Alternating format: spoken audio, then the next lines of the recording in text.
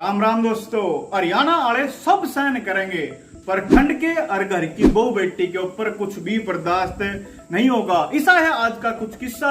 जब छोरी तदी एक गाड़ी के ऊपर गांव वाले ने अप्सरा को बिटोड़े में घेर कर फूक दिया था।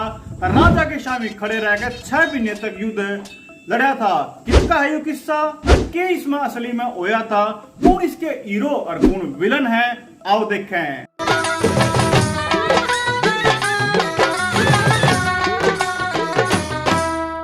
दोस्तों बात सन 1854 की है। उस टाइम पे जींद रियासत के राजा होया करते राजा स्वरूप सिंह, और यह रियासत अंग्रेजा की छत्र छाया में चला कर दी। उस टाइम पे अपने एरिया में अंग्रेजा का नया नया टैक्स लेने वाला सिस्टम लागू होया था।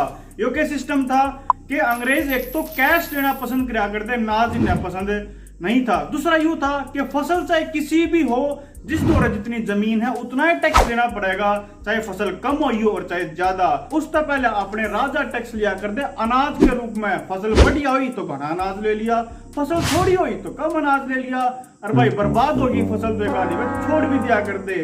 पर राजा स्वरूप सिंह का अंग्रेजा का टैक्स वाला सिस्टम बहुत जचा कि भाई इस तरह राज्य का जो बजट है वो बढ़िया डाल फिक्स हो जाएगा, मैं भी इसे ना अप्लाई करूंगा। पर जो किसान थे वह इसके खिलाफ थे, वह चाहते थे जो पहले वाला टैक्स का सिस्टम है वो चलता रहा है। पर राजा स्वरूप सिंह ने तो किसाना की एक नहीं सुनी और जमीन की पैमाइश करवा के टैक्स लेन वाला सिस्टम लागू कर दिया और टैक्स इकट्ठा करने का इंचार्ज बनाया एक कंवर सेन नाम के तहसीलदार को।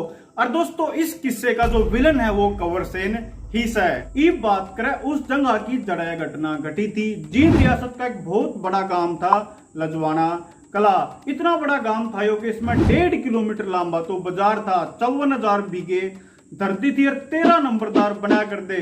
यूं दोस्तों जितने भी जिंदल बनी है वो सारे के सारे इसे गांव में तली करके गए थे। इस गांव ने लखीणा गांव भी कहा करते। लखीणा के मतलब है एक फसल पे राजा ने यो गांव उस टाइम पे 1 लाख रुपया का टैक्स दिया करता। इस गांव में 2 नंबरदार थे, भूरा और निगाहिया। दोस्तों इन दोनों में खानदानी दुश्मनी थी और ये दोनों ही इस किस्से के हीरो हैं। जो यो कंवर सेन तहसीलदार था इसके भीतर एक बहुत भुंडी आदत थी गाली देकर बात करने की। और जिद भी यू कैंप लगांदा अपनी जमीन में आपका टैक्स लेनी थी, अपने इस कैंप का खर्चा भी गांव वाले के ऊपर घेर दिया करता। इसने एक बार डिगाना गांव में कैंप लगाया 2 दिन का, पर जमीन वापना के चक्कर में यो कैंप 2 दिन की बजाय 4 दिन तक खिंच गया।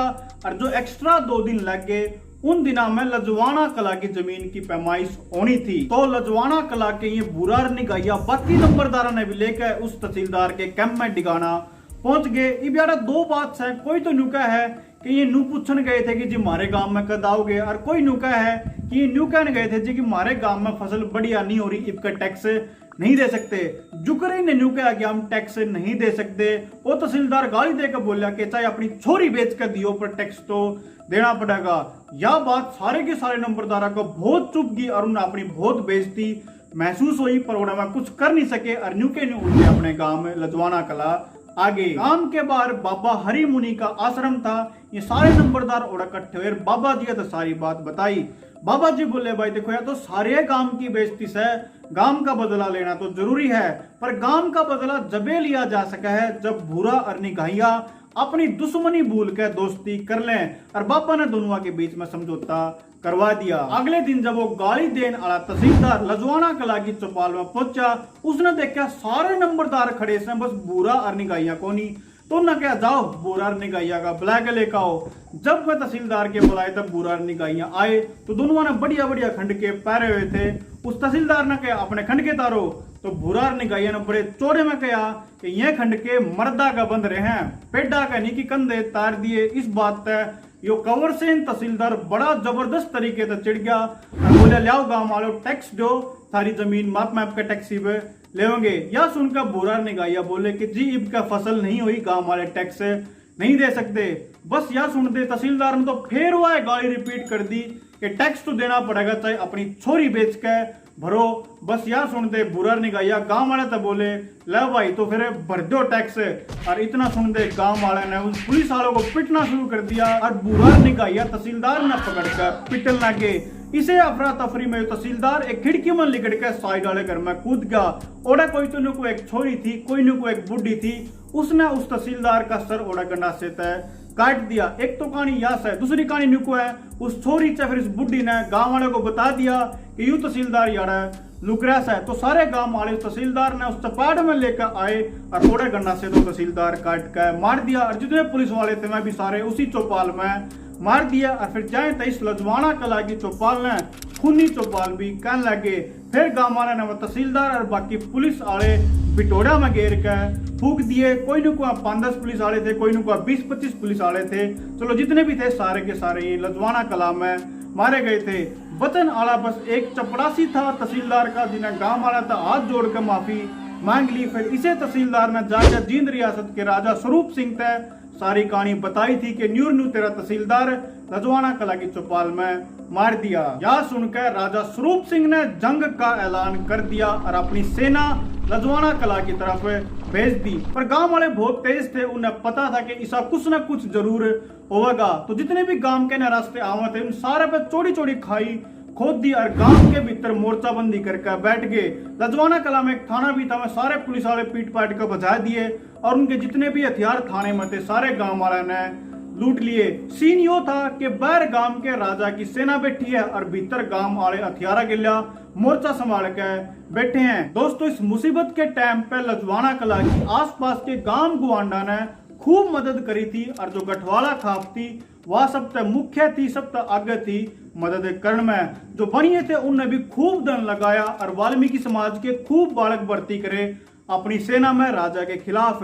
जब राजा स्वरूप सिंह ने देखा कि गांव वाले पीछे नहीं हट रहे हैं और 6 महीने दोस्तों यूं चलता रहा, जब जाकर राजा ने अंग्रेजा की सेना बुलाई। इस अंग्रेजी सेना का कमांडर गणा चालू बन के देखा था। उसने पत्र पहुंचवा दिए गांव वाले के बीच कि सारे गांव वालों को माफ कर दिया जाएगा, हमने सिर्फ बुरा और निगाहिया चाहिए और कोई नहीं। पर हम क्या चाल जब फैल होगी अंग्रेजा की, जब गांव वाले ये पत्र पढ़ कर भी पाछे नहीं हटे।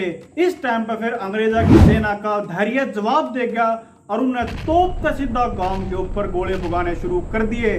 जिस तरह अफरा तफरी मैच गिर गांव के लोग खिता कहने भाजन लगे। दोस्तों इसे अफरा तफरी में जो भूरा था वो गांव चिड़ी में जाकर लुक गया और जो निगाहिया था वो लुक गया गांव गोच्छी में। जब राजा की सेना खूब टोए पाछे भी नहीं ढूंढ पाई बुरा निगाहिया ने, तो राजा ने गांव वाला तक कहा कि भाई बुरा निगाहिया ने पेश कर दो, जब वह माफी मांग लेंगे तो उनको भी माफ कर दिया जाएगा। तो गांव के लोगों ने आपस में विचार विमर्श किया कि ठीक से भाई मंगवा देंगे माफी बुरा निगाहिया पे और यूं पंगा याड़े खत्म।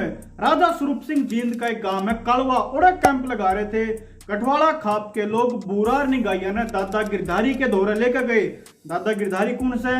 ये दादा घासी राम के दादा थे। दादा गिरधारी ने बुरा निगाहिया को ले जाकर कड़वा वाले राजा के कैंप में पेश कर दिया राजा के शामी। ई प्यारा लोग 2 सीन बतावे हैं। एक तो नुको है कि राजा अपनी जबान तक मुकर गए और बुरा निगाहिया को माफ नहीं कर गिरफ्तार कर लिया। दूसरा नु बतावे है कि राजा तो माफ करना चाहो थे राजा स्वरूप सिंह को, पर जो अंग्रेजी रेजिडेंट ऑफिसर था उसने मना कर दिया कि जो भी राज्य के खिलाफ विद्रोह करे उसको माफ नहीं करना चाहिए और बुरा निगाहिया को गिरफ्तार करवा दिया। मतलब जिसकी भी सच्चाई हो, आखिरी में सच यह है कि बुरा निगाहिया को माफ नहीं करा गया। आगे दोस्तों उनके लिए क्या हुआ सच तो कोई भी नहीं जानता, पर न्यू बताऊं कि आगे उन्हें गिरफ्तार करके उनके हाथों में बेड़ी डाल के संगरूर ले गए, जड़े उनको फांसी तोड़ दिया गया और उनके शरीर को भी नदी में बहा दिया। इस घटना पाछे राजा स्वरूप सिंह ने सबक ले लिया कि बड़े गांव नहीं बन देने चाहिए और जो उनके राज में बड़े गांव थे उनमें तो काट के 2-2, 3-3 गांव में बसा दिए। और जो ये लजवाना गांव था इसमें तभी 6 गांव बसाए, अकालगढ़, नंदगढ़, मेरड़ा, सिरसा खेड़ी, फतेहगढ़, लजवाना कला और लजवाना खुर्द। दोस्तों आपने जो वीडियो बढ़िया लगी तो इसी अपने चैनल पर 2-3 वीडियो और हैं जो कर कैथल के साथ जींद का धोखा, दिल्ली तू भी हरियाणवी निकली और इसी और भी वीडियो जिनका लिंक मैं नीचे डिस्क्रिप्शन में दे दिया है, वह भी देख लियो। ये दोनों भूरा और निगाहिया अपने टाइम के दोस्तों बड़े ही वीर और बुद्धिमान इंसान थे। इनके एरिया के लोग आज भी इनके बारे में बात करते हुए अक्खा में पानी ले जाए। इपिन के बालक मेरड़ा और सिरसा खेड़ी गांव में रवा है। दोस्तों जब आप उनके परिवार में तो और इस वीडियो में देखने लग रहे हो तो भूरा और निगाहिया पर सिर्फ आपने नहीं, आपके एरिया ने नहीं, पूरे हरियाणा ने गर्व है। दोस्तों आपने वीडियो किसी लगी मैंने कमेंट करके जरूर बताइयो। यह वीडियो देखने की मैं गौरव मान आपका दिल तय धन्यवाद करूँ।